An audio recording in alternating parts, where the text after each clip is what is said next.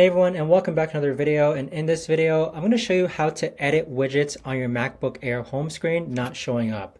So this video is going to be particularly useful for individuals who are trying to add widgets to their MacBook Air home screen. How do you actually go ahead and do that? And how do you actually go ahead and fix it if it's not showing up?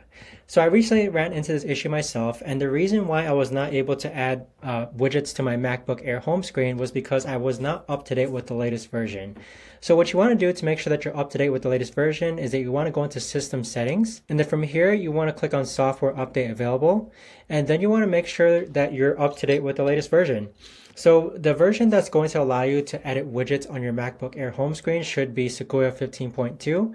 So with that, just go ahead and update it. And then once you're able to update to the latest version, you want to go ahead and edit your home screen, and then you'll click on Edit Widgets.